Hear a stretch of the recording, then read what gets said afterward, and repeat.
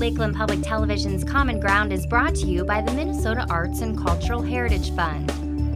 Production funding for Common Ground is made possible by the Minnesota Arts and Cultural Heritage Fund. Hi, and welcome to this week's edition of Common Ground. I'm your host, Ashley Hall. Common Ground is a weekly series that highlights northern and central Minnesota culture. Each week we'll explore the unique people, places, and events that are an important part of our region. Each week, Common Ground videographers, editors, and myself will take viewers on a journey of exploration into the worlds of art, history, and culture. This week on Common Ground, meet Kyle Kruchten of Brainerd, a ceramic artist and sculptor who shares his knowledge of stoneware pottery. Take a tour around the Northern Trackers Railroad Club and see what they're doing to preserve northern Minnesota's railroad history. And finally, you can take a look at Grandview Lodge's earlier days.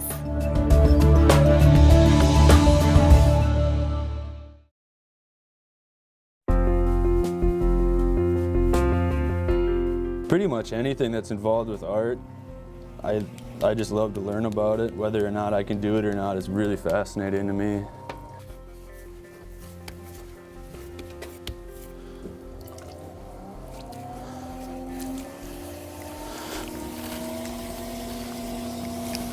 A year or two after graduating high school, I had bought a kiln and a wheel and started working here in a little room in back. And then once I got my equipment and work around, you know, just sitting around, it's obviously like, all right, well now unfinished stuff, I gotta finish it. So then that's when it just never stopped. It was like there's always stuff there for me to work on. I really enjoy teaching people too and getting people into it because it's pretty hard right now to have, like, you know, go to a craft show or an art show, and you know, the economy the way it is, people don't want to spend a lot of money on art right now, and that's understandable, you know, so. But you can still enjoy it, and you can still go look at it or go to the shows, and you know, you don't have to buy it. So I enjoy that, so as long as people enjoy to look at it, I'll keep making it, you know. It's been a passion, turned into a hobby, and then it turned into a business. So it's kind of, I'm learning a lot as far as the business side goes of it, and then once that comes about, then I think I'll be able to, you know, get into some production and start making some stuff what people want. But I'm really enjoying these classes right now and watching all my students excel, and they're having a blast with it, so it's a lot of fun for me. You know, some of my favorite pieces I'd set out front at my shows, and people would be reaching in the back to get the stuff that I really didn't care for. So I don't know, some of my favorite stuff isn't other people's favorite stuff. So from start to finish on a series of pieces, and that's enough to load a kiln and glaze and refire. You could have it all done in a week if you're really going. I'll just kind of make a bowl. That's a pretty simple shape for people to see. Keep a flat base across the bottom. Open it up. Right now, compressing the bottom, and that prevents cracks during firing and different stages of drying. That was a long lesson learned, trying to figure out why my stuff was cracking.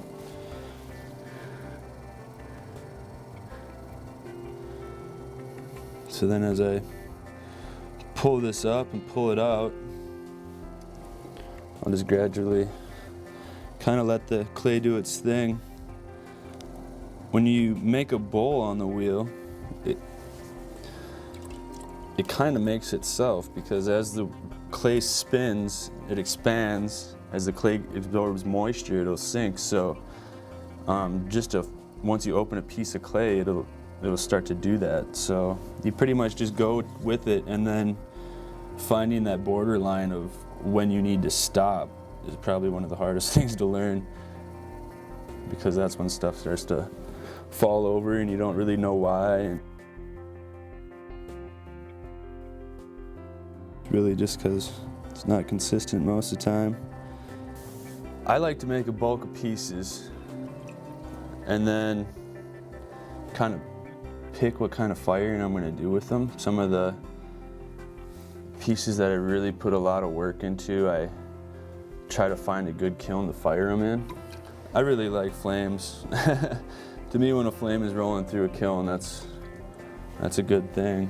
And it changes the colors of the glazes a lot more, so I just make stuff, and when I get a chance to get in a good kiln, I'll glaze a bunch of stuff, and what makes it, and what doesn't make it in the kiln, I have to fire it a different way. So very few things that I make, I'm like, all right, I'm gonna finish it like this. And that's the freedom I really enjoy about it. You know, if I was doing big orders and stuff, people are picking out colors, and you start turning into a little machine. After throwing them, they're really wet because they've been taking on moisture, so you want to allow at least a day. They set up to where, you know, they're not really bendy anymore, they're pretty firm.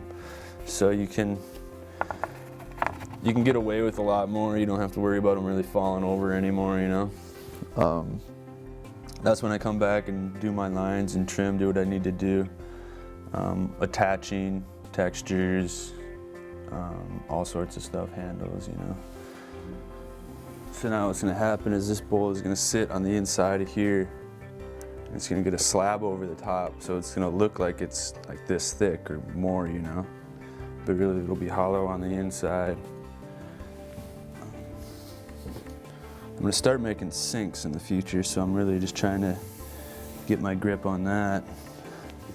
I'm gonna make some pretty cool sinks. So by scratching this, what I'm doing is I'm allowing that these two clay bodies fuse together.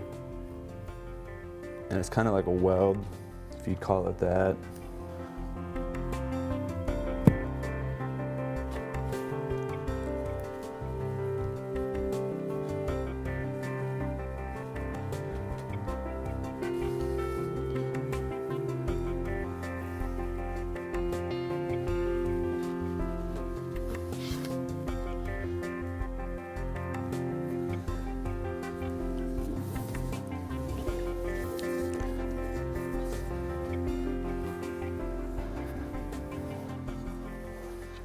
I'll just trim off this excess and make it look like it's one piece. So then, once I get the rough shape done, I let them settle and set up, and then I come back and clean them all up, make all the edges nice and sharp. So I'm actually relatively slow. When I told you guys that you can make stuff in a week, you can, but I don't. I let my stuff sit for sometimes a few days just to make sure I'm doing the right thing with it. So I'll let that dry like that for a while. So all those pieces I had there before, I had like 5 of them, actually 6 different things I had made that are turning out to be just 2 pieces. The piece shrinks as they dry, then the air will expand at the same time. So yeah, any enclosed piece will blow up if it doesn't get a hole put in it sometime.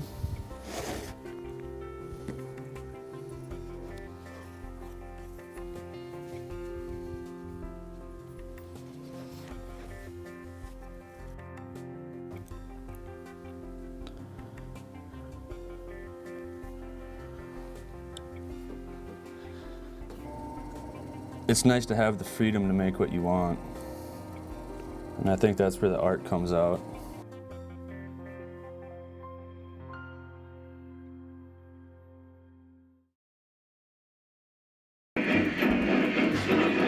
My name is Laverne Summers.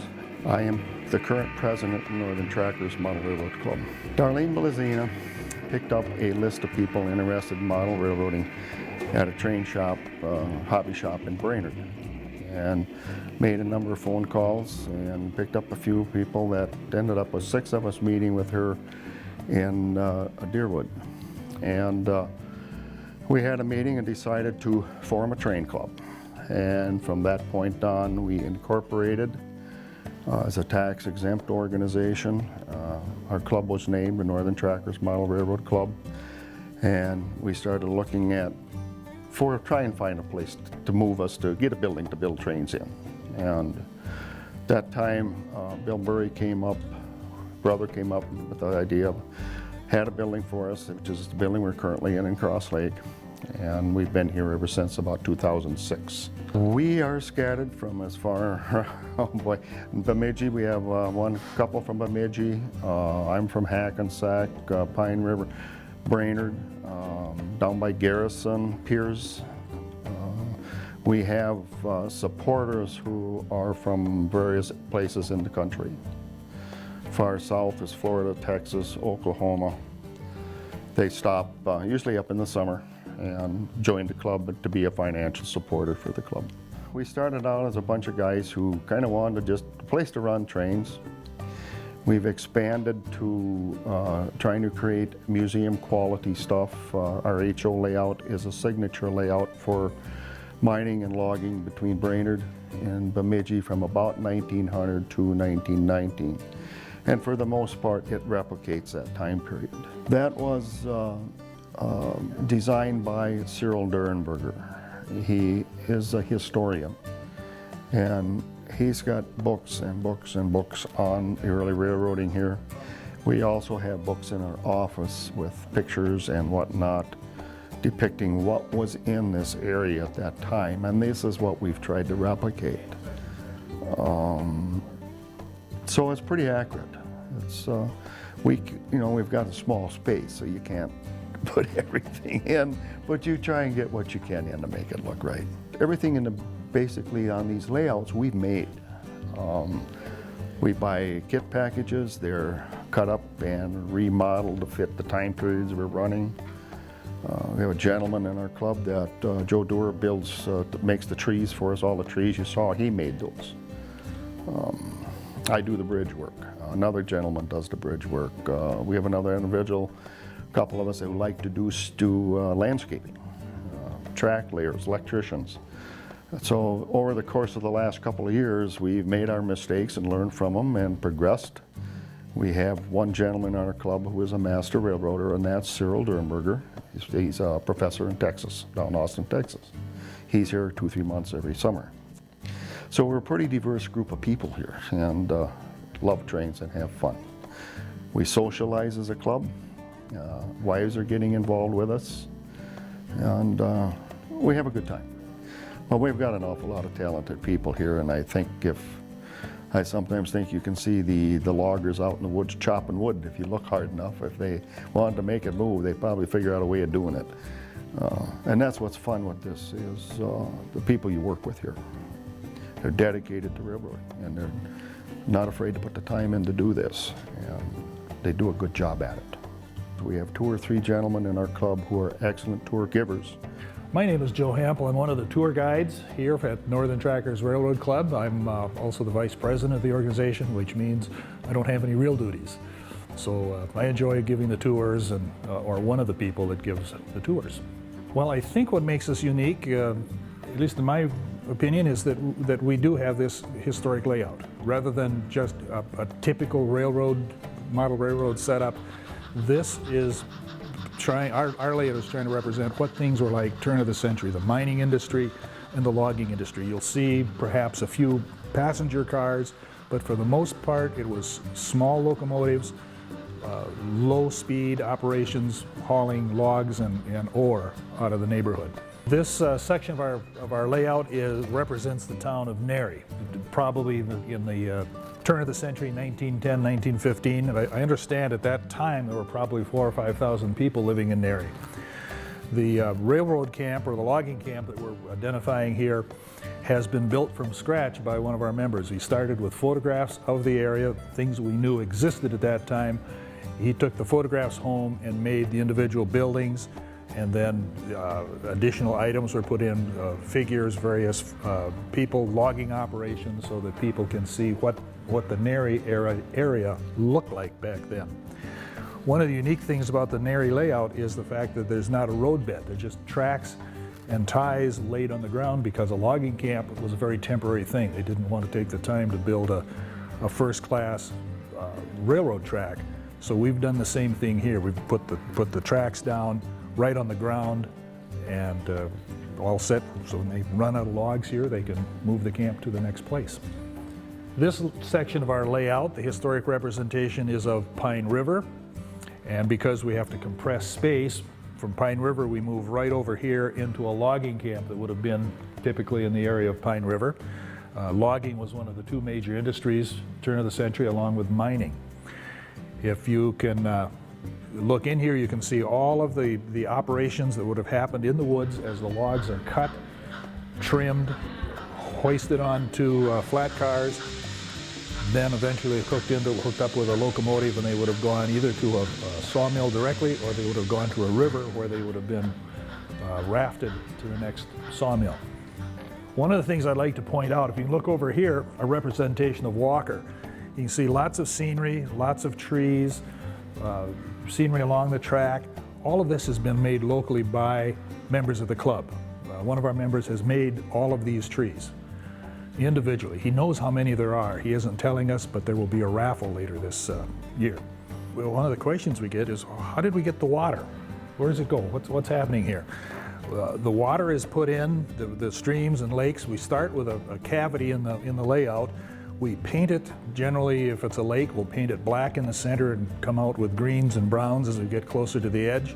Pour a little bit of sand in it, same deal, color it. And then we pour a liquid resin onto that surface. In a few hours, few minutes, the resin dries and we have a hard surface. One of the things that makes our club unique, this track layout doesn't just have loops going around the layout. As you notice here, there are a number of sidings. These are in place representing the way logging or the railroad industry actually worked and still works. The sidings allow cars to be dropped off at various industries, various places. Cars are typically then filled up with logs or ore, whatever is the product. And then the trains come back and pick those up. So they needed siding so that a locomotive can detach itself from one end of the string of cars, get to the back, cut a few cars loose, get back to the front and move things around. It's fairly complicated, but this layout allows actual train operations to be conducted by members.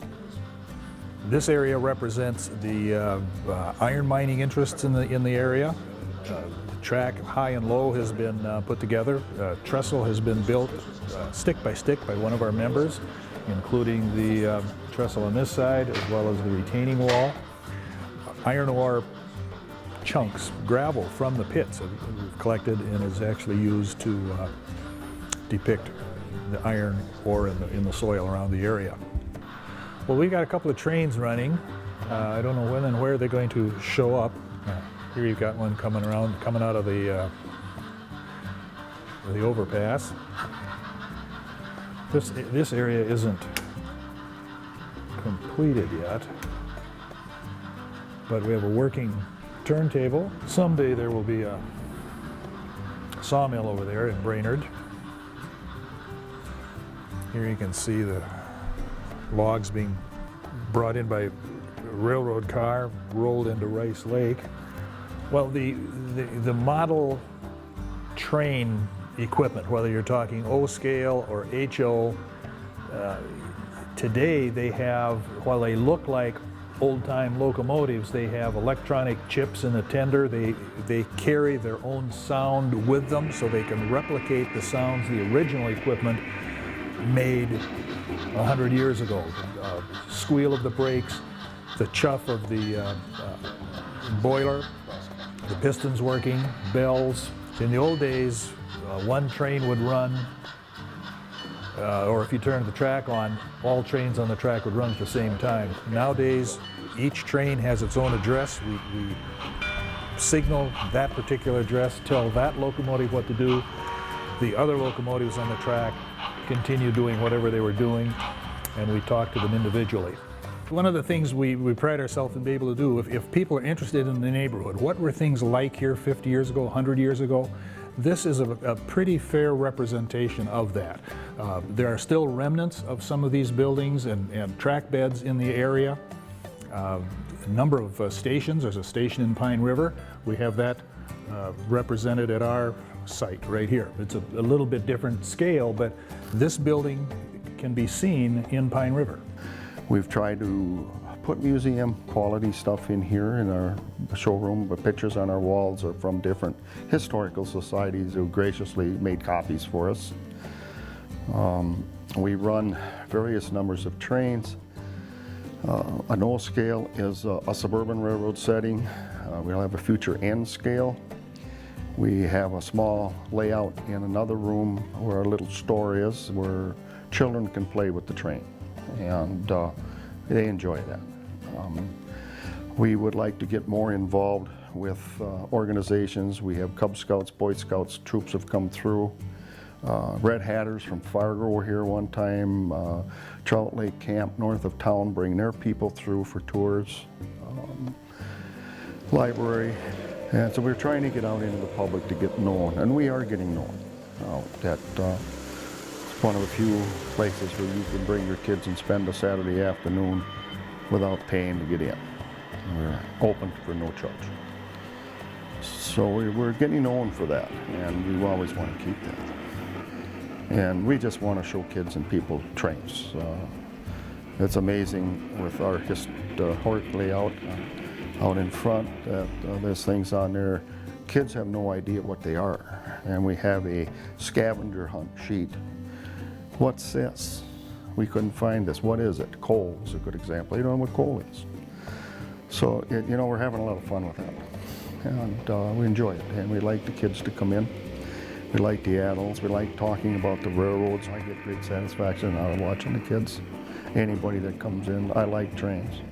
And I would like to see them interested in trains. And we do have some kids that are interested. But I think that the real fun part would be someday being able to take some kids and set them down and have them build a bridge. Do a diorama for landscaping. And these are things in the future that we're looking at trying to get accomplished. Right now we've spent the last few years building, getting everything running, and we're still trying to get some things running. But eventually this will come to close to an end. And then it'll be to maintain, change, or move into another area model railroad. And this is kind of what our goal is to keep it here, keep young people, old people involved, provide to the public and the peoples a place to go that they don't have to look in the pocketbook to go. We want to keep going as a historical setting. It's amazing, the kids and a lot of adults come through, they don't know what a steam engine is, they've never seen one run. Our bridges and tunnels come out, there's soot on them, they don't want to know what that black stuff up there is. They've never seen a steam engine puff and smoke when it comes down the tracks. But so there is a lot of things. We have water, hand pumps are out there. Most of the kids don't know what a hand pump is. There's a number of things, I don't know all of them, but there's things out there that they haven't seen. I kind of use the adage is that the older we get, we kind of regress back to our second childhood, and mine is trains. So this is where I spend my time, my hobbies. And yes, I'd like to see this preserved for another 20, 30 years from now, and nobody will know what a steam engine even is, other than in the museum. Here they've got a chance to see models run, what they look like, and on the O scale and the new stuff that's coming out, got smoke in it, so they can see the smoke coming out of the front of that engine. And there's just something special about a steam engine. So when that blows that whistle on a cold winter's night, they've never heard that. But you can get an idea with these trains. The whistles on these trains are pretty accurate now, and pretty neat to hear. So there's a history that goes with the railroad, and we've got a lot of railroad people stop in that at one time worked on railroads. We're always looking for that kind of information, especially in the local area here. They worked on the railroads around here. The railroad that we model after is the Minnesota International. That ran, I believe, from Brainerd to International Falls, what it's run. And it would have followed the old Paul Bunyan Trail, what is now known as the Paul Bunyan Trail. That would have been the rail line. Come and see us. You want to see trains, bring your kids, bring your grandkids, take a walk back into history.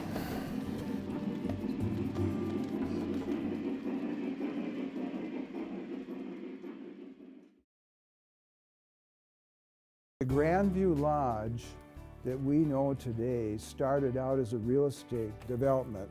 The name of the man who started it was M.V. Baker, who was a real estate and property management man from Minneapolis. And he began selling lots, and if you notice down there, there are small 50-foot lots and that type of thing that he sold. The story goes that when they were up here in the summer, in order to keep his wife busy so that she wouldn't be telling him what to do and how to do it, he built this lodge, because then she would have to be busy building the lodge, and she was obviously very good at it. And then the Coate family, who had already owned Camp Lincoln for boys and Camp Lake Hubert for girls, purchased the Grandview Lodge, and they are the ones who built it into what it is today. We hope that you enjoyed taking a step back in time and learning about all the pockets of creativity right here in the North Country. Thank you so much for joining us, and we look forward to seeing you next week right here on Common Ground. If you have a segment idea for Common Ground, please contact us at legacy@lptv.org or call us at 218-333-3022.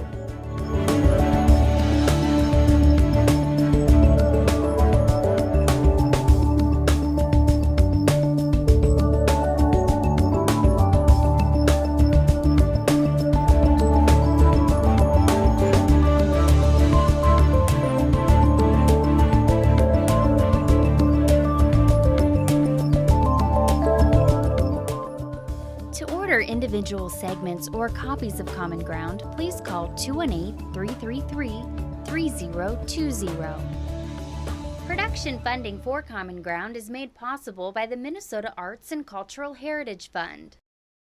If you enjoyed this segment of Lakeland Public Television's Common Ground, consider making a contribution at lptv.org.